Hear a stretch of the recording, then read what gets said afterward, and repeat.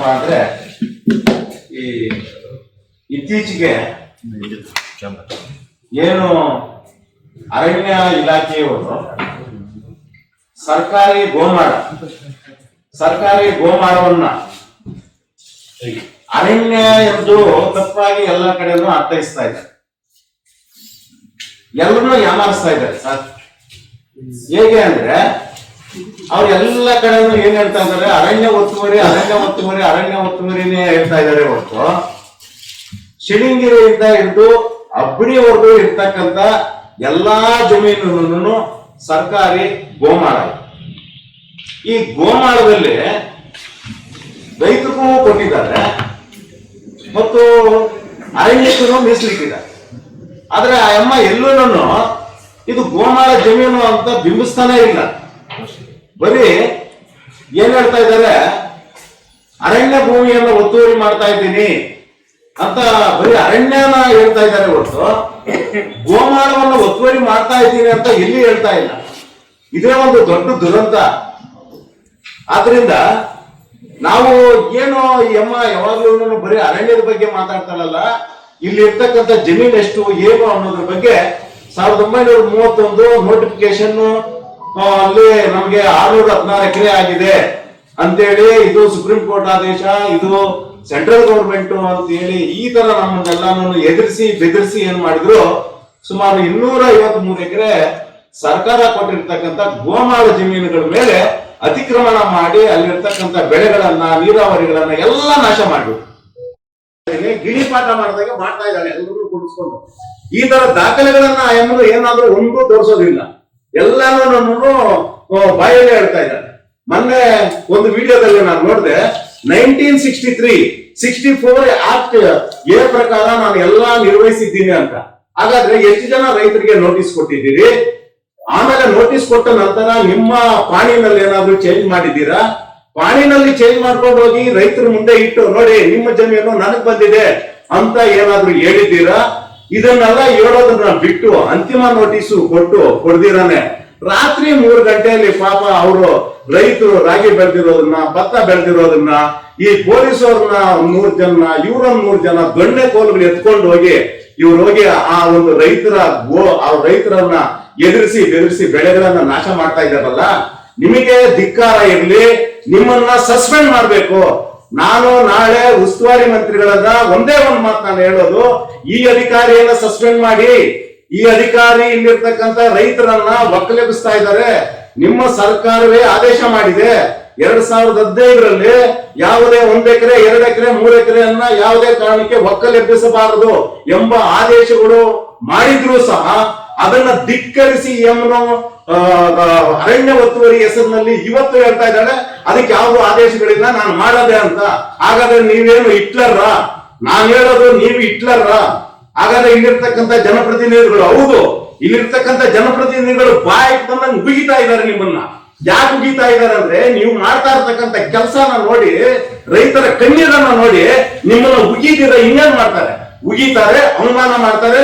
ಆ ಅಮ್ಮ ಎಲ್ಲೋ ಒಂದು ಉದ್ದೇಶ ಇಟ್ಕೊಂಡಿದ್ದಾರೆ, ಈ ಜಿಲ್ಲೆನ ಬಿಡೋದಕ್ಕೆ, ಇವ್ರ ಕೈಲಿ ಉಗಿಸ್ಕೊಂಡು ನಾನು ಹೋಗ್ಬಿಡೋಣ ಅನ್ನೋ ಒಂದೇ ಒಂದು ಉದ್ದೇಶ ಇರೋದು. ಮೀಕನೆ ಇವತ್ತು ಮುಳುಬಾಗಿಲ ಕಡೆ ಪಾಪ ಅಮಾಯಕರು ಆ ಒಂದು ರೈತರ ಜಮೀನುಗಳನ್ನೆಲ್ಲ ಹಾಳು ಮಾಡ್ತಾ ಇದ್ದಾರೆ. ಅವ್ರು ಇರ್ಬೋದು, ಮುಳುಬಾಗಿಲ ಶಾಸಕರು ಇರ್ಬೋದು, ಎಲ್ಲಾ ಶಾಸಕರುಗಳನ್ನು ನಿಮ್ಮನ್ನ ಬೈತಾ ಇದ್ದಾರೆ. ಯಾಕೆ ಬೈತಾ ಇದ್ದಾರೆ ಅಂದ್ರೆ, ನೀವ್ ಮಾಡ್ತಾ ಇರೋದು ತಪ್ಪನ್ನ ಅವ್ರಿಗೆ ಗೊತ್ತಾಗಿದೆ, ಮನವರಿಕೆ ಆಗಿದೆ. ನೀನು ಸರ್ಕಾರಿ ಗೋಮಾಳ ಜಮೀನು, ಯಾಕಂದ್ರೆ ಇನ್ನು ಮುಂದೆ ಎಲ್ಲರೂ ದರಖಾಸ್ತಿನಲ್ಲಿ ಜಮೀನು ಕೊಡೋದಕ್ಕೆ ಬರೋದಿಲ್ಲ, ದರಖಾಸ್ತಿನಲ್ಲಿ ಜಮೀನುಗಳನ್ನು ಕೊಡೋದಿಲ್ಲ. ಆ ಕೊಟ್ಟಿರೋ ಜಮೀನ ಕಿತ್ಕೊಳ್ಳೋದಕ್ಕೆ ಇವ್ರು ಯಾರು? ಫಾರೆಸ್ಟ್ ಇದೆ ಈಗ ಆಲ್ರೆಡಿ. ನಿಮ್ಮ ಸೆಟಲ್ಮೆಂಟ್ ಕಾಪಿ ಪ್ರಕಾರ 409 ಎಕರೆ, ಅಲ್ಲಿರ್ತಕ್ಕಂಥ ಫಾರೆಸ್ಟ್ 409. ಈಗಾಗಲೇ ಸರ್ವೆ ಮಾಡಿದ್ದಾರೆ, ಹೊಸ ಜಂಟಿ ಸರ್ವೆ ಮಾಡಿದ್ದಾರೆ, ಹೊಸ ಸರ್ವೆ. ಈ ಸರ್ವೆ ಪ್ರಕಾರ 480 ಎಕರೆ 90 ಎಕರೆ ಜಮೀನ್ ಇದೆ. ಇದೆಲ್ಲ ಮಾಡಿದ್ದಾರೆ. ಈಗ ಇದನ್ನ ಇದುವರೆಗೂ ಇನ್ನು ಬಿಡುಗಡೆ ಮಾಡ್ತಾ ಇಲ್ಲ. ಯಾಕೆ ಮಾಡ್ತಾ ಇಲ್ಲ ಅಂತ ನಮ್ಗೆ ಅರ್ಥ ಆಗ್ತಾ ಇಲ್ಲ. ಇದೇ ಯಾಕಂದ್ರೆ ರೈತರ ಜಮೀನುಗಳನ್ನ ಇವ್ರು ಹೊಡೆದು ಬಿಟ್ಟಿದ್ದಾರೆ.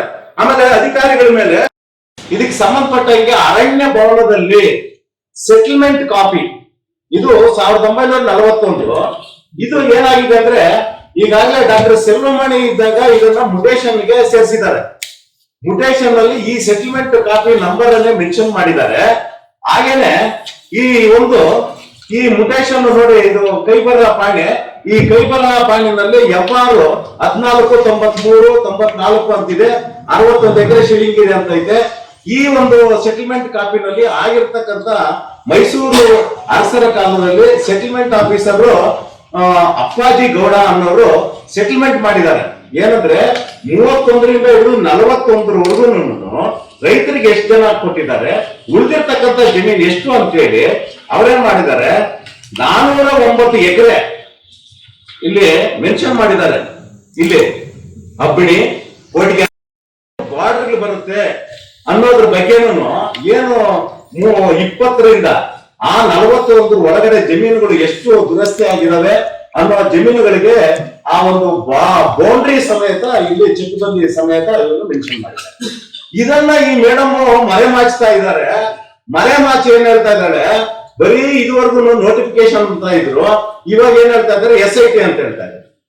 SITಯ ಮೂಲ ಉದ್ದೇಶ ಏನಪ್ಪಾ ಅಂದ್ರೆ ಅರಣ್ಯ ಜಮೀನನ್ನ ಅರಣ್ಯೇತರಕ್ಕೆ ಬಳಸ್ಕೊಂಡಲ್ಲಿ ಅಥವಾ ಅದನ್ನ ಖಾಸಗಿಯವರಿಗೆ ಕೊಟ್ಟಿದ್ದಲ್ಲಿ, ಏನೋ ಕಂದಾಯ ಇಲಾಖೆಯವರು ಏನಾದ್ರು ಅರಣ್ಯವನ್ನ ತಪ್ಪಾಗಿ ಇದು ಮಾಡ್ಕೊಂಡು ಅವ್ರು ಕೊಟ್ಬಿಟ್ಟಿದ್ರೆ, ಅಂತ ಜಮೀನನ್ನ 80ರ ಹಿಂದೆ ಏನಾದ್ರು ಕೊಟ್ಟಿದ್ರೆ ಅದು ಸಮಕ್ಷಮ ಪ್ರಾಧಿಕಾರದಲ್ಲಿ ಕೊಟ್ಟಿದ್ರೆ ಅದು ಲೀಗಲ್ ಅಂತ EMI ಹೇಳ್ತಾರೆ.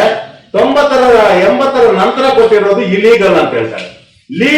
ಇಲೀಗಲ್ ಅಂತ ಹೇಳೋದಕ್ಕೆ ಇವರೆಲ್ಲ ಹೇಳ್ಬೇಕಾಗಿರೋದು.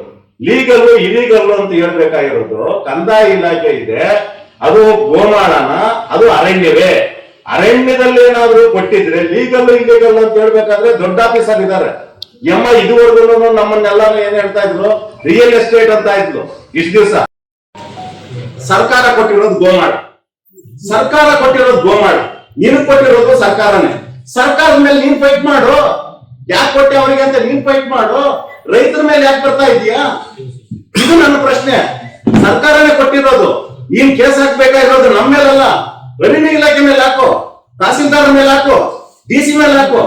ಅವರೇ ತಾನೇ ಕೊಟ್ಟಿರೋದು, ಜನಪ್ರತಿನಿಧಿಗಳು ತಾನೇ ಕೊಟ್ಟಿರೋದು. ನಾನು ಕೇಳ್ಕೊಂಡಿದ್ದೆ, ನಾನು ಜಮೀನ್ ಬೇಕಂತ ನಾನು ಕೇಳಿದ್ದೀನಿ ಅಷ್ಟೇ. ನನಗ್ ಕೊಟ್ಟಿದ್ದಾರೆ, ನಾನ್ ಬೆಳೆ ಬೆಳೀತಾ ಇದ್ದೀನಿ.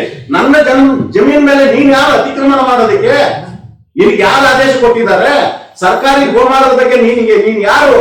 ನಿನ್ಗೇನ್ ಹಕ್ಕಿದೆ ಇದನ್ನ ಮಾಡೋದಕ್ಕೆ? ಆದ್ರಿಂದ